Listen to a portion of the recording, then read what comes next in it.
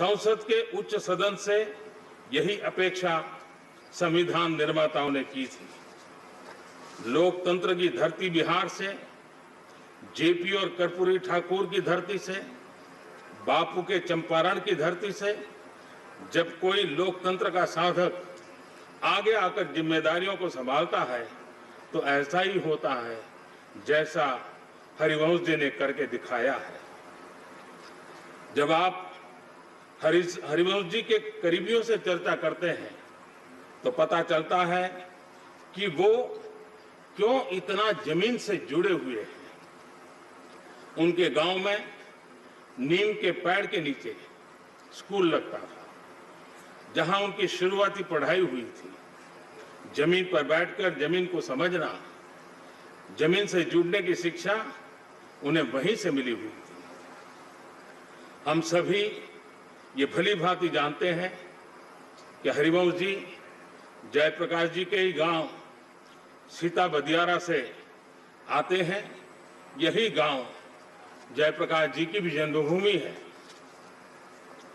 दो राज्यों उत्तर प्रदेश, बिहार के 3 जिलों आरा, बलिया व छपरा में बंटा हुआ क्षेत्र, 2 नदियां गंगा और घाघरा के बीच स्थित दियारा टापू जैसा, हर साल जमीन बाढ़ से गिर जाती थी।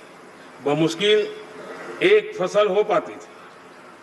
तब कहीं जाने अनजाने के लिए और सामान्य रूप से जाने आने के लिए नदी नाव पार करके ही जा सकता था। संतोष ही सुख है। यह व्यवहारिक ज्ञान हरिवंश जी को अपने गांव की घर की परिस्थिति से मिला।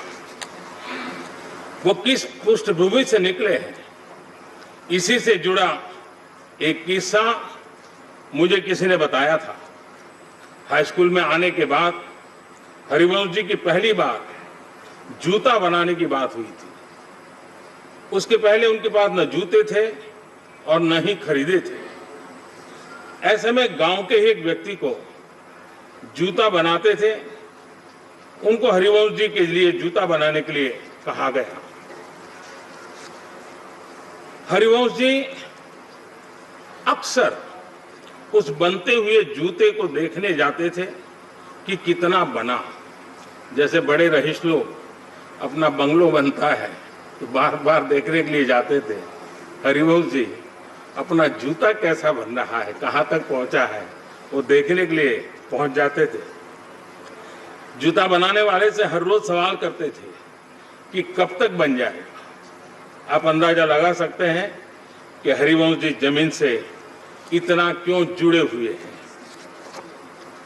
जेपी का प्रभाव उनके पर बहुत ही था। उसी दौर में उनका किताबों से भी लगाव बढ़ता गया। उससे भी जुड़ा एक किस्सा मुझे पता चला। हरिवंश जी को जब पहली बार सरकारी स्कॉलरशिप मिली तो घर के कुछ लोग उम्मीद लगाए बैठे थे कि बेटा स्कॉलरशिप का पूरा पैसा लेकर घर आएगा। लेकिन हरिवंश जी ने स्कॉलरशिप के पैसे घर न ले जाने के बजाय किताबें खरीदी। तमाम तरह की संक्षिप्त जीवनियां, साहित्य यही घर लेके गए। हरिवंश जी के जीवन में उस समय किताबों का जो प्रवेश हुआ था वो अब भी उसी तरह बरकरार है। सभापति महोदय, करीब 4 दशक तक सामाजिक सरोकार की पत्रकारिता करने के बाद हरिवंश जी ने 2014 में संसदीय जीवन में प्रवेश किया था। सदन के उपसभापति के तौर पर हरिवंश जी ने जिस तरह मर्यादाओं का ध्यान रखा, संसद सदस्य के तौर भी उनका कार्यकाल उतना ही गरिमापूर्ण रहा है। बतौर सदस्य तमाम विषयों, चाहे वो आर्थिक हो या सामरिक सुरक्षा से जुड़े, हरिवंश जी ने अपनी बात प्रभावी ढंग से रखी थी। हम सब जानते हैं, शालीन लेकिन सारगर्भित ढंग से बात रखना उनकी पहचान है। सदन के सदस्य के तौर पर उन्होंने अपने उस ज्ञान, अपने उस अनुभव से देश की सेवा का पूरा प्रयास किया है। हरिवंश जी ने सभी अंतर्राष्ट्रीय पटलों पर भारत की गरिमा, भारत के कद को बढ़ाने का काम भी किया है। चाहे वो इंटर पार्लियामेंट्री यूनियन की तमाम बैठकें हों या फिर दूसरे देशों में भारतीय संसदीय प्रतिनिधिमंडल के रूप में सदस्य के तौर पर भूमिका का निर्वाह हो, हरिवंश जी ने ऐसी हर जगह भारत और भारत के संसद का मान बढ़ाया है। सभापति महोदय, सदन उपसभापति की भूमिका के अलावा हरिवंश जी की राज्यसभा की कई समितियों के अध्यक्ष भी रहे। ऐसी तमाम समितियों के अध्यक्ष के तौर पर हरिवंश जी ने समितियों के कामकाज को बेहतर बनाया है, उनकी भूमिका को प्रभावी ढंग से रेखांकित किया है। मैंने पिछली बार भी बताया था कि हरिवंश जी कभी बतौर पत्रकार हमारा सांसद कैसा हो ये मुहिम चलाते रहे। सांसद बनने के बाद उन्होंने इस बात के लिए भरपूर प्रयत्न किया कि सभी सांसद अपने आचार व्यवहार से और कर्तव्यनिष्ठ बने। सभापति महोदय, हरिवंश जी संसदीय कामकाज और जिम्मेदारियों के बीच भी एक बुद्धिजीवी और विचारक के तौर पर भी उतना ही सक्रिय रहते हैं। आप अभी भी देश भर में जाते हैं, भारत की आर्थिक, सामाजिक, सामरिक और राजनीतिक चुनौतियों के बारे में जनमानस को जागरूक करते हैं। इनके अंदर का पत्रकार, लेखक ज्यों का त्यों बना हुआ है। उनकी किताब हमारे पूर्व प्रधानमंत्री श्रीमान चंद्रशेखर जी के जीवन को बारीकी से उभारती है, साथ ही हरिवंश जी की लेखन क्षमता को भी प्रस्तुत करती है। मैं इस सदन का सभी सदस्यों का सौभाग्य है कि उपसभापति के रूप में हमें हरिवंश जी का मार्गदर्शन आगे भी मिलेगा। माननीय सभापति जी, संसद का यह उच्च सदन 250 सत्रों से आगे की यात्रा कर चुका है। ये यात्रा लोकतंत्र के तौर पर हमारी परिपक्वता का प्रमाण है। एक बार फिर से हरिवंश जी, आपको इस महत्वपूर्ण और बड़ी जिम्मेदारी के लिए ढेर सारी शुभकामनाएं। आप स्वस्थ रहें और सदन में भी स्वस्थ माहौल बनाए रखते हुए एक उच्च सदन से जो उम्मीदें हैं उसे पूरा करते रहें। हरिवंश जी को मुकाबला देने वाले मनोज झा जी को भी मेरी तरफ से शुभकामनाएं। लोकतंत्र की गरिमा के लिए चुनाव की ये प्रक्रिया भी उतनी ही महत्वपूर्ण है। हमारा बिहार भारत की लोकतांत्रिक परंपरा की धरती रहा है। वैशाली की उस परंपरा को, बिहार के उस गौरव को, उस आदर्श को हरिवंश जी इस सदन के माध्यम से और परिष्कृत करेंगे, ऐसा मुझे विश्वास है। मैं सदन के सभी सम्मानित सदस्यों को चुनाव की इस प्रक्रिया में शामिल होने के लिए धन्यवाद अर्पित करता हूं। एक बार फिर से हरिवंश जी को, सभी सदस्यों को हार्दिक बधाई। धन्यवाद। श्री प्रसन्न आचार्य जी। प्रसन्न आचार्य। Others in this house in congratulating Harivansh ji, and for the last 2 years when he was also the deputy chairman of the house, we have seen him how with all honesty and all sincerity and with utmost impartiality he has been in your absence conducting this house very nicely, sir, and we are all impressed with his humility, his well manner, and his deep knowledge about parliamentary procedures. As everybody knows, he throughout the life, as Honorable Prime Minister was mentioning, he spent his entire life in journalism. And as usually journalists, they look upon things from different angles. So he being a very reputed journalist all his life, usually we'll hope that when he will be conducting the house, his eyes will be in the all corner of the house, and all members of the House, irrespective of which party he belongs, either a big party, a major party, or a small party, sir. Sir, I think while being a deputy chairman of the House, he has been very sincerely following your guidelines, sir. Because you are very particular and your eyes are always on each and every of us when you are conducting the House. And you very well observe who is will naughty, who is bound with duty, and who is member is a bit fighty. So likewise, sir, Honorable Deputy Chairman Harivanshi also following your line.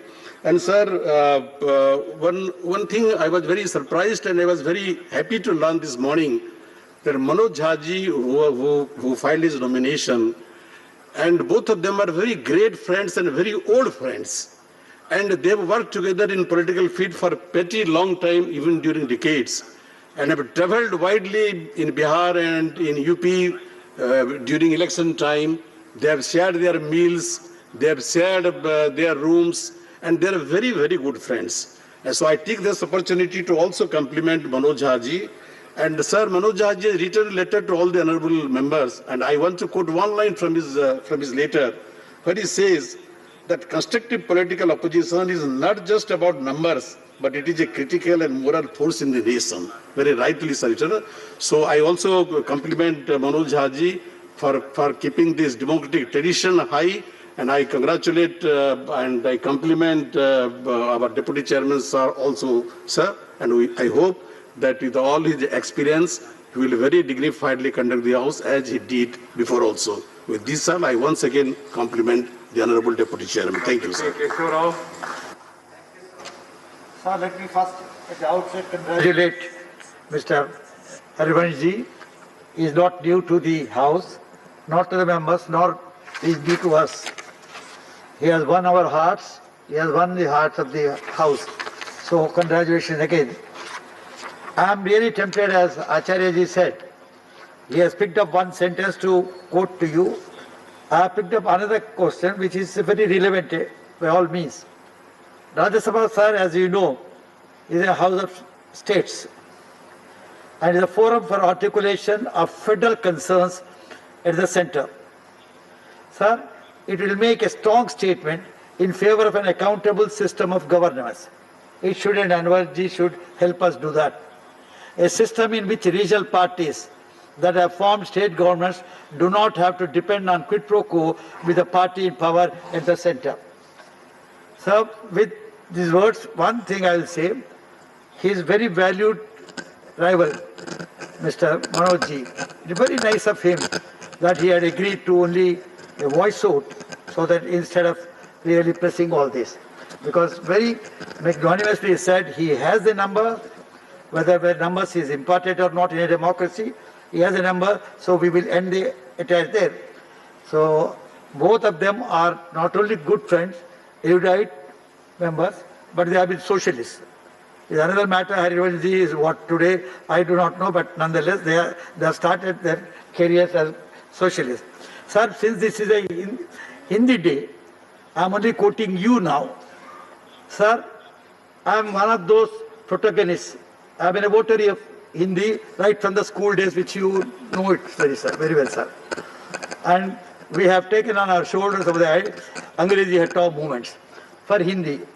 But having come here, as you are a chairman of the Rashtra Bhasha Committee, I have said there, I am again raising that here, so that is very important, both for Harivanshi and also. We want Hindi to be spoken here, not Sanskrit to be repeated here. So that we understand, we in the South, we do not know Hindi that much as what you know, but we love Hindi more than you do.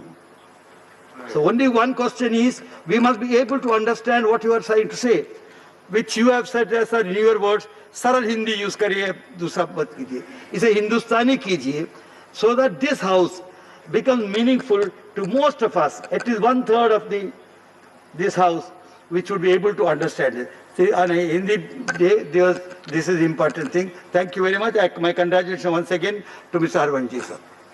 Sri Vijay Sai Reddy. Thank you, Chairman, sir. I congratulate the Deputy Chairman Sri Harivansh Narayan Singh Ji. As the Honorable Prime Minister has said, he is a renowned journalist, and all of us know that he turned around the newspaper Prabhat Khabar into one of the most selling newspapers and made an investigative journalism in the field of his journalistic career. Sir, as a deputy chairman, he is known to this house very well, and the success and performance of the deputy chairman or chairman depends upon the fair balance the respective chairman and deputy chairman maintains between the treasury benches and opposition benches, and the decisions, fair decisions, the respective chairman and vice chairman, deputy chairman's take in this regard. Sir, he brings the same qualities and of leadership when he occupies the position as a deputy chairman of Rajya Sabha. We saw, all of us saw in his last term how he did and exemplary performance in rendering the justice to the smaller parties and regional parties like us, YSR Congress Party, when he gave them a patient hearing. With this, I congratulate him once again, and I am very confident that he will do justice to this August House as Deputy Chairman of this August House. Thank you very much, sir. Thank you. Trichy Siva. Mr. Chairman, sir, on behalf of my party DMK, I, Trichy Siva, congratulate Dr. Harivansh, who has been elected as the Deputy Chairman of this August House consecutively for the second term. Sir is a prolific writer, a reputed journalist, and he had the very big credit of having been close association with former Prime Minister Chandrasekhar. Sir, whenever I have had an opportunity to interact with him personally, I have come to know the depth of knowledge of his, and it spreads to various quarters, invariably of this and that. Sir, he has become the custodian of this August House along with you, and his responsibility is to uphold the dignity and decorum of the House, and as well as to protect the rights of the members. Sir, this I think I want to submit at this moment, because during his earlier term, sometimes we have found very hard to draw his attention, even to raise a point of order. So I expect, sir, making use of this opportunity, I would like to say, we expect him, as friendly as he is in the chamber, let him be when in the chair also, sir. Because, sir, this August House, this is a parliament, is a temple of democracy. And whatever we do here sets the path for all the other arms of democracy. This is a house of deliberation, and the opportunities have to be distributed both to the ruling party and the opposition parties. And whenever we want to say something, of course, if the chair listens to us, it would make us easier to convey what we want to. And I again congratulate Sir Dr. Harivansh, who is a well-qualified person to be in the chair of the upper house of the parliament, the largest democracy in India. And I very much expect him in the coming days to uphold the dignity, sir, and further up his performance. Thank you very much. Srimati Vandana Chauhan.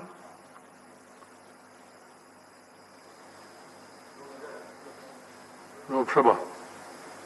Vandana ji, बोलिए. Please, बोलिए. You speak, I recognize you. Sir, on behalf of the Nationalist Congress Party, I wish to congratulate Harivansh ji for once again being elected for donning the chair of the Deputy Chairman of the tallest house of democracy, sir. We have had the opportunity to see and hear Harivansh ji as an extremely eloquent and passionate member of our house since 2014 as a member, and then as an extremely able deputy chair since 2018, sir. Harivansh ji has been a prolific writer. He was a journalist who turned around the newspaper Prabhat Khabar. He has a lot of books to his credit. Harivansh ji has had the great fortune to have worked with very prominent leaders like former Prime Minister Chandrasekhar ji, and thereby imbibed the socialist ideologies promoted by tall leaders like Jai Prakash Narayan ji and Ram Manohar Lohia ji. Sir, Harivansh ji has been humility personified. He has been extremely kind and courteous in his 2 years as Deputy Chairman, and I'm sure those qualities will remain undeterred always. Thank you, sir. Once again, congratulate Harivansh ji on his donning the Deputy Chairman's position. Thank you. Thank you. Yeah, CP Singh. Ramchandra Prasad Singh.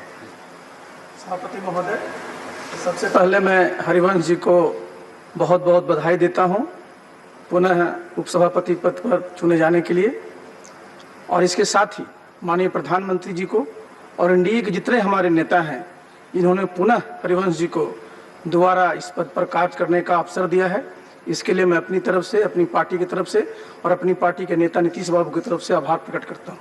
साथ ही आज ये बहुत ही अच्छा यहाँ पर सुखद अवसर देखने को मिला कि जहाँ वोटिंग नहीं हुई लेकिन दोनों उम्मीदवार हमारे बिहार से ही थे, एक जनता दल यू से थे, एक राष्ट्रीय जनता दल से थे। तो सब लोगों को लगा कि क्या होगा आज बहुत अच्छा हुआ। सब लोगों ने मिलकर करके हरिवंश जी को फिर से यहाँ काम करने का मौका दिया है। और हरिवंश जी के बारे में आप सब जानते हैं, उनका जो व्यक्तित्व है, जो उनका कृतित्व है, और सबसे बड़ी बात है जो उनका वक्तृत्व है, जिस प्रकार से वो बात करते हैं। और आप सब अवगत हैं कि उनका जो गांव है सिताब दियारा, जेपी का गांव है, इनका संबंध झारखंड से भी है, बिहार से भी है, और अपनी पार्टी में जनता दल यू में हमारे साथ प्रशिक्षण में जो काम करते हैं इन्होंने अभी करीब 16 दिनों तक लगातार गांधी जी के बारे में, जेपी के बारे में और लोहिया जी के बारे में हमारे हजारों कार्यकर्ताओं को उनकी विचारधारा से सबको अवगत कराया। और आप सब जानते हैं विचारधारा कार्यकर्ता को बताना बहुत आसान काम नहीं होता, लेकिन हरिवंश जी जिस प्रकार से बातों को रखते हैं, बहुत गंभीर बातों को जो चिंतन के विषय होते हैं उसको भी बहुत साफ से रखते हैं। तो मुझे पूरा भरोसा है कि जो हरिवंश जी को फिर से इस पद पर कार्य करने का मौका मिला है, जो उनका व्यक्तित्व है, जो शालीन उनका जो एक व्यवहार है, उससे सब लोगों को साथ लेकर करके इस सभा का संचालन करेंगे और ज्यादा से ज्यादा हम लोग यहाँ काम कर पाएंगे, यही हम उम्मीद करते हैं। और फिर से जितने हमारे यहाँ सब साथियों ने उनको सहयोग किया इस पद पर जाने के लिए, उनके प्रति आभार प्रकट करता हूँ। बहुत बहुत धन्यवाद। मनोज जी, मनोज कुमार जी, धन्यवाद। खड़ा हो जाऊं सर? इजाजत है खड़े होने की? अभी खड़े होने का समय पूरा हो गया। अच्छा, चुनाव भी हो गया। धन्यवाद सभापति महोदय, आपका बहुत बहुत धन्यवाद। तमाम हमारे सदन के सभी सहयोगियों, विपक्ष, सत्ता पक्ष, सबका बहुत बहुत शुक्रिया।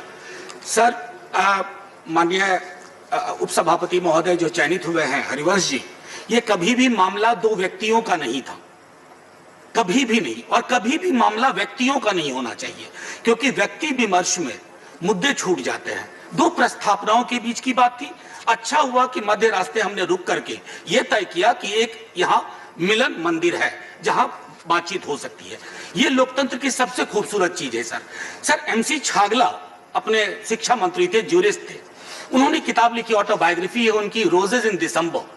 अक्सर हम पॉलिटिक्स में कहते हैं politics as art of possible, वो इसको चैलेंज करते हैं sir. Politics should be art of impossible. हमने क्या किया, पॉसिबिलिटीज के चक्कर में लोएस्ट हैंगिंग फ्रूट को पकड़ करके राजनीति उसी के इर्द गिर्द हो रही है। मैं पुनः धन्यवाद देता हूं और अपने तमाम साथियों का, विपक्ष सत्ता पक्ष का। और अहमद फराज कहते हैं, तू मोहब्बत से कोई चाल तो चल, हार जाने का हौसला है मुझ में। शुक्रिया सर, जय हिंद। धन्यवाद। Shri Sanjay Raut. Honourable chairman sir, मैं अपनी तरफ से, मेरी पार्टी शिवसेना की तरफ से, हमारे मित्र हरिवंश जी के इस उच्चतम